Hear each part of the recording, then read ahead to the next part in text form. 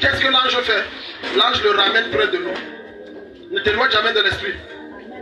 La plupart de tes échecs et de tes malheurs viennent du fait que tu n'as jamais géré avec le Saint-Esprit. Tu ne l'appelles qu'en cas d'urgence quand la maison a déjà pris feu. Vrai ou faux? La plupart d'entre vous avaient fait de Dieu le sapeur-pompier. Quand tu t'engageais dans le mariage, là, tu as demandé le point de vue de Dieu. Quand tu t'es lancé dans cette affaire, tu as demandé le point de vue de Dieu. Tu as dit la vie est très dure, on part seulement. Maintenant, quand tu te rends compte que les 2-3 millions que tu as donnés, c'est l'arnaque. Ah Dieu, pardon, je veux seulement la moitié. Tu es ici. Donc regarde la puissance de la parole de Dieu. Quand tu as cette connaissance, quand tu dors, tu comprends que quand je dors avec l'eau, ce n'est pas toujours esprit des eaux dans le terme de sirène. Non. Ça peut être également la dimension où le Saint-Esprit me montre où je suis. Amen. Alléluia. Amen. Mais comme tu n'as pas cette connaissance, tu la sauras comment? Certains d'entre vous, Dieu voulait vous amener une autre dimension d'esprit au travers du rêve. Parce qu'il y a également une partition au travers du rêve. C'est pas ce qu'on a lu tout à l'heure. C'était physique. C'était spirituel. Il y a une partition au travers des rêves. Il y a des blocages au travers des rêves. Alléluia. Amen. Mais comme toi tu ne connais pas dans ton esprit, c'est que les eaux c'est Satan. Voilà comment tu t'égares. Quand tu dis que tu as peur de l'eau, non, je ne vais pas voyager par l'eau, j'ai peur de l'eau. Et les sirènes vont me tuer. Qui a créé l'eau? L'eau appartient à qui? Donc tu es en train de me dire que l'eau qui appartient à Dieu là, l'esprit qui est dedans est plus fort que le créateur qui a créé l'eau là. Non, je ne passe pas par la forêt là. On dit que c'est une forêt noire. Qui a créé la forêt là? Les habitants de cette forêt te doivent soumission parce que tu es le fils de Dieu. Amen. Ah, le peuple n'est pas ici. Amen. Tu es le fils de Dieu. Amen. Alléluia. Amen. Tu as dit que la terre, tout ce qui renferme m'appartient. Ça veut dire que moi, en tant qu'héritier et petit frère de Jésus-Christ, par le lien du sang à cause de l'œuvre de la croix, ça veut dire que ce qui appartient à mon Père m'appartient. Amen. J'arrive à te dire que non, vraiment, tu sais, on a dit que ne traversez pas ici. Bon, tu vas me dire quoi? Imaginons qu'on a fait les pratiques ici. On a dit que non, ici, là, la forêt-ci, quand les gens entrent, ils ne reviennent plus. Derrière, tu es bloqué, il y a le feu. Laissons le feu. Hein. Il y a un gros crocodile derrière qui vient te bouffer. Bon, tu as le choix. Soit tu laisses, il te bouffe, soit tu dis je tente ma chambre dans la forêt noire. Tu fais quoi? Non, tu n'as plus peur de la forêt noire. Tu dis que non, je tente ma chance. À compter d'aujourd'hui, toute peur avec laquelle Satan t'a maintenu captif, ça libère ta vie. Amen. La peur de l'avenir, la peur des démons, ça libère ta vie. Amen. La peur des éléments naturels, la peur des esprits méchants, ça libère ta vie. Assieds-toi. Donc arrête de penser comme Dieu. Amen. Amen. Ouvre-nous Ézéchiel 3 à partir de 7. Donc tu vas comprendre que pour être efficace et savoir avec certitude que ce message vient de Dieu, il faut que j'ai la connaissance de la parole. Alléluia. Amen. Parce que chaque fois que tu ouvres la Bible pour lire, tu entends quoi? La voix de ton Père, la voix de Dieu. N'oublie jamais ça. Chaque fois que tu ouvres la Bible et tu la lis, tu entends la voix de ton Père. Maintenant, chaque fois que tu rêves, tu vois et tu entends la voix de ton Père. Autrement dit, quand ce n'est pas de Dieu, à cause de la parole que tu as lue, tu sais que ça, le rêve-ci ne vient pas de Dieu. Amen. Tu es ici. Beaucoup de rêves où vous avez rêvé que tu voyageais pour l'Europe, il n'y a rien de Dieu dedans jusqu'à. C'est l'expression de tes convoitises les plus extrêmes. D'autres fabriquent, leur subconscient est une usine de fabrication des rêves, des prophéties au travers des rêves divinement. C'est-à-dire, il est venu au culte, il a vu comment on a prophétisé sur son meilleur ami. Première fois, il vient au culte, c'est sur son meilleur ami. Oh, tu vas voyager. Deuxième fois, oh, tu seras ceci. Troisième fois, comme moi on ne prophétise pas sur ma vie, il veut prophétiser dans mes rêves. Et quand le gars part dormir, il dit que gars, j'ai eu un rêve. Et tu vois, curieusement, le rêve qu'il a eu se rapproche, sauf que ça dépasse pour son ami. Mais ça se rapproche. Mais comme il faut que dans sa tête, ça doit dépasser pour son ami. Alléluia. Amen. Ça ne t'est jamais arrivé que tu as rêvé, tu as ajouté ta part. Ah. Dans même les rêves que Dieu donne, vous ajoutez pour vous. Tu sais, dans le rêve, c'est Dieu qui a donné. Mais il y a sa touche personnelle parce que là, il dit Dieu, tu as fait une erreur ici. Il fallait ajouter ça. Dans le rêve. Écoute-moi très bien. Écoute. Le gars rêve qu'il voyage pour les États-Unis. Et ça vient de Dieu. Dans son rêve, il arrive aux États-Unis. Des étapes de l'aéroport de Washington, d'ici, on l'amène à la Maison Blanche. À la Maison Blanche, quand il entre, il cause avec les secrétaires généraux, avec les généraux, avec les ministres. Mais au moment de voir le président, le rêve se coupe. Maintenant, qu'est-ce que le gars fait? Le gars vient dire que mon frère, Dieu m'a montré les choses. J'étais même avec le président. Ça, c'est sa part, que ça doit venir. Et ce que j'aime avec Dieu, souvent ta foi fait que ça marche. Amen. Je déclare, écoute, là où Satan a interrompu tes rêves, ajoute ce que tu veux. Ajoute ce que tu veux, ajoute. Ça marche. Je vous parle devant le Seigneur, ça marche. Ajoute. Satan, tu me coupes le sommeil. Ok, il n'y a pas de problème. J'ai vu aussi ça. Tu dors, tu rêves, tu te réveilles, tu dis je déclare. Même si ça vient de mon subconscient, ça devient matériel. Amen. Alléluia. Amen. La parole de Dieu. Regarde, restons toujours dans Ézéchiel. Ézéchiel chapitre 3, le verset 1. À partir du verset 1, je crois à 3. Celui qui parle me dit, toi, l'homme, mange ce qui est devant toi. Mange ce qui est devant toi. Mange ce rouleau. Mange ce rouleau. Puis va parler aux Israélites. Mange ce rouleau. Mange ce rouleau. L'un des secrets profonds dans le prophétique, c'est la parole de Dieu. Regarde, quelqu'un qui se dit prophète ou qui a un appel prophétique ou qui a un don de prophétie ne peut pas exceller avec efficacité s'il n'est pas versé dans les Écritures. À un certain niveau, sa chair va beaucoup parler. Regarde, il dit, mange quoi? Ce rouleau, le rouleau dont il est question ici, c'est la parole de Dieu. Mais qu'est-ce qui se passe? Regardez le mystère mystique qui va se passer dans la vie de l'homme de Dieu. Vas-y. 2. J'ouvre la bouche. J'ouvre la bouche. Et il me fait manger le rouleau. Il me fait manger le rouleau. Mais pour que Dieu te fasse, tu as fait quoi? Tu as fait quoi? Que le Saint-Esprit te parle, ouvre d'abord la Bible. Tu es ici. Dieu ne te forcera jamais. Fais le premier pas pour que les révélations coulent. Pose l'acte de foi pour que Dieu se révèle. Ton problème principal, c'est ta chair. Ta chair n'aime pas la chose là. Ça t'est jamais arrivé que lorsque tu es devant la Bible, tu pèses 1000 tonnes. Amen. Tu es lourd comme on appelle quoi, l'hippopotame. D'autres, le sommeil. You are sleeping. Le gars vient de finir 8 heures de sommeil d'affilée. Mais dès qu'on nous tape, le gars peut encore taper 8. Bam! D'autres, c'est devenu leur bonbon d'endormissement. Quand le gars voit que depuis je cherche le sommeil, ça ne vient pas. Ah, je connais le secret de ma chair. Le gars prend ça. Pap. Ok. Il me dit fils de l'homme. Transmission directe sans intermédiaire. Mais un jour le Saint-Esprit va t'avoir. Le jour où tu crois que tu vas dormir, il va dire tu ne dors pas, you will. What you have started, you will finish. Tu ouvres, tu es sûr que tu dors. Hein? Et aujourd'hui tu vas lire, papa. Que cela soit ta portion au nom de Jésus.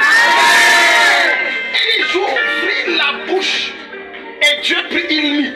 Donc pour que tu puisses être quelqu'un qui parle avec efficacité de la part de Dieu, sois un homme versé dans la parole. Ça éclaircit tes rêves. Amen. Je suis en train de te donner le secret pour ceux qui ont les rêves flous.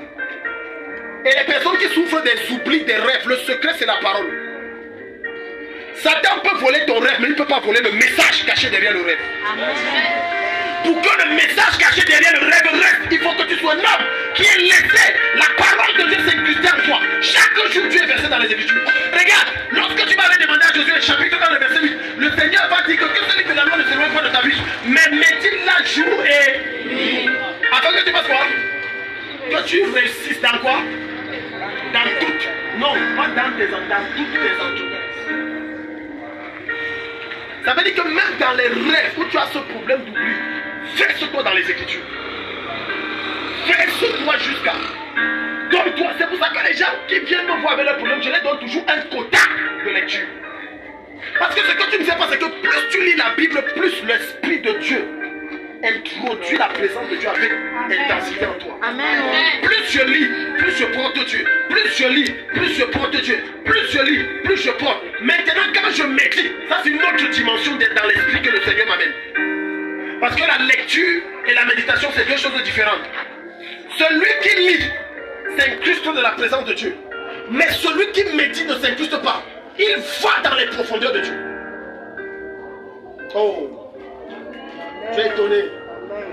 Si tu veux connaître les mystères de Dieu, médite. La méditation, la lecture de la parole te donne une connaissance vague de Dieu, mais la méditation te donne le réma. La méditation te parle de Dieu. La méditation te révèle les mystères. Écoute-moi très bien. Les satanistes prennent assez de temps dans la Bible. Tu es ici? Je reprends. Les satanistes prennent tellement de temps dans la Bible. Mais ils l'utilisent pourquoi? Pour des mauvais desseins, pour faire le mal.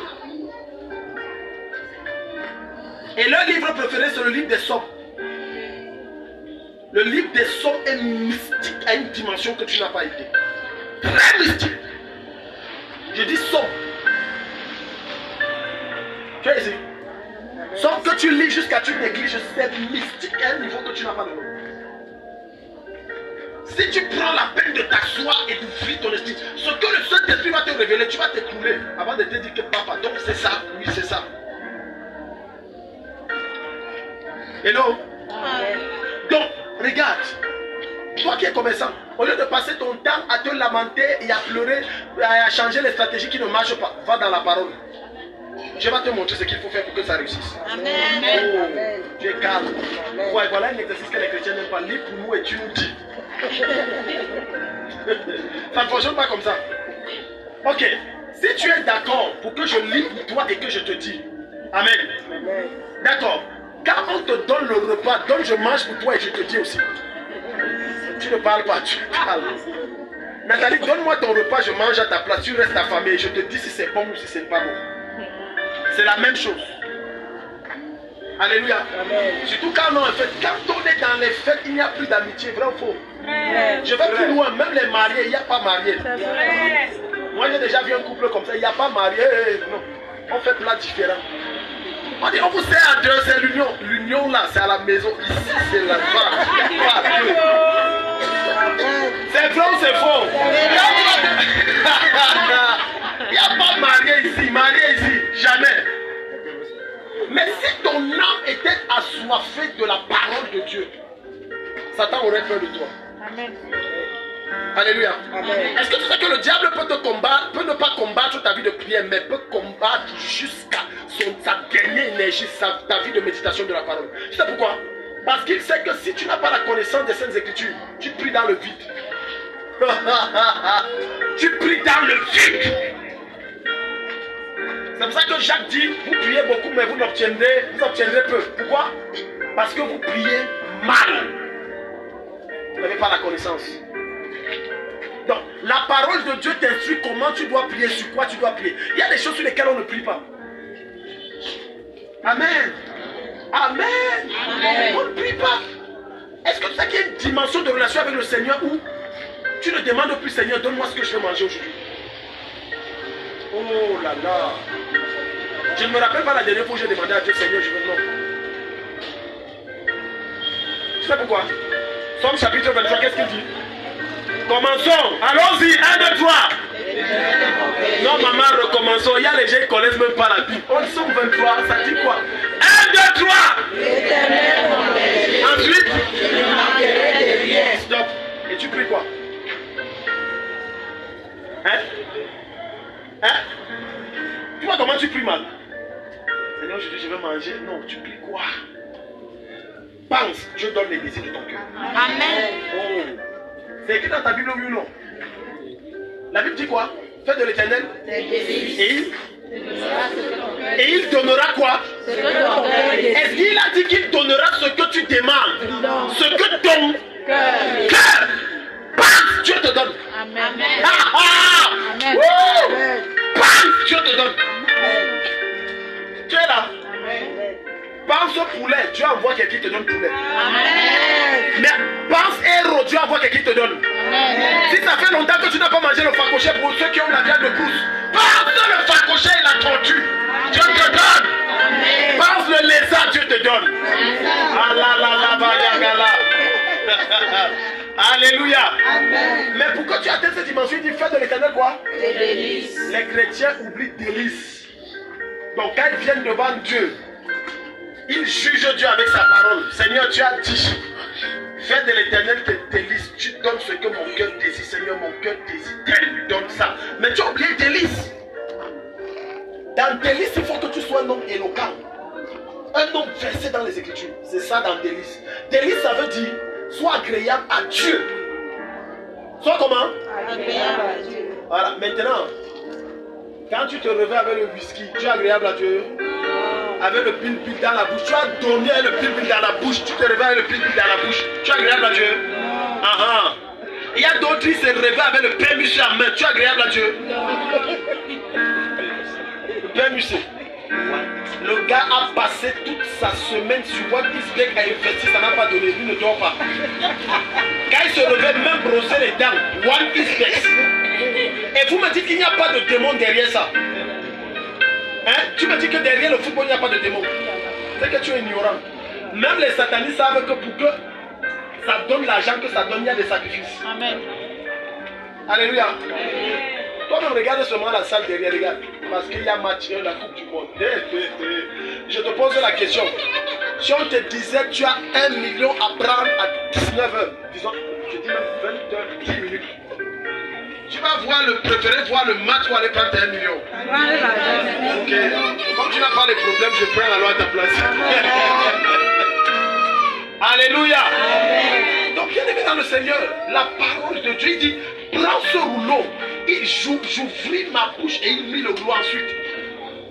Verset 3. Ensuite, il me dit, toi l'homme, remplis ton ventre. Remplis ton ventre. Nourris-toi avec ce rouleau. Nourris-toi avec quoi? Ce rouleau que je te donne. Nourris-toi avec quoi? Avec ce rouleau. Est-ce que tu sais que certains d'entre vous ici, permettez-moi de le dire, et je vais choquer certains. Amen. Il y a d'autres qui sont éthiopiens. Si tu vois de quoi je peux parler. Chers auditeurs, pardonnez-moi le terme, c'est parce que quand on dit éthiopien, c'est quelqu'un qui est très mince. Je préfère pas mal mince. Il y a des gens que tu les vois baraquer physiquement, mais spirituellement, il est mince. D'autres ont le kwashoko. Ceux qui ont le kwashoko, si je prends ce dossier, c'est compliqué. Il a le kwashoko parce que tout genre de message y suit. Il ne suit pas tout genre de message. Il a entré sur YouTube, il a vu Apôtre Korobo. Lui, il suit. Lui, il dit que non, quand tu prends l'eau, tu verses l'eau dans l'huile. Et tu ajoutes l'huile et l'eau et le feu, tu mélanges les trois. Toi-même, on peut mélanger le feu et l'eau. Et il mélange, tu dis que les trois te souffrent. Il va y prendre. Il va prendre l'autre. Pasteur Dina dit, non, n'utilise pas l'eau. Tu n'as pas besoin de ça. Lui aussi prend ça. Finalement, il est comment? Dispersé. Il a tout genre de nourriture et il est mal formé. Gros ventre, petit caleçon. Mal formé. Il est un chrétien comme ça, chrétien kwashoko. Même quand il parle, il ne sait pas lui-même ce qu'il est en train de dire. Seigneur, tu sais, le Seigneur aussi dit dans sa parole que aide-toi, le ciel t'aidera. C'est dans le livre de Matthieu, chapitre 17, le verset 33. Menteur, c'est où? J'ai entendu des chrétiens dire ça. Un chrétien soit en évangélisation et l'autre, le païen lui dit que tu sais que même dans la parole de Dieu, il est dit que aide-toi, le ciel t'aidera. Il dit oui, c'est vrai, je sais. Mais tu sais, voilà un chrétien qui fait honte au royaume. Chrétien kwashoko. Expert. Comment? Il est partout. Il est partout. Si tu demandes qui est son pasteur, il ne peut pas te dire. L'autre jour, il était avec prophète tel, l'autre jour, il est avec apôtre tel, l'autre jour, il est avec évangéliste. Et il se plaint que sa vie est stagnante. Ta vie ne peut être que stagnante. Parce que tu reçois diverses sortes de messages, ceux qui viennent de Dieu comme ceux qui ne viennent pas de Dieu. Et ça te déforme. Ça te malforme même.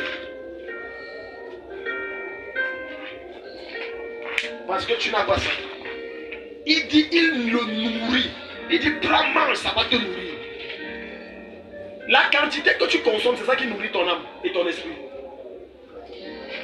Alléluia.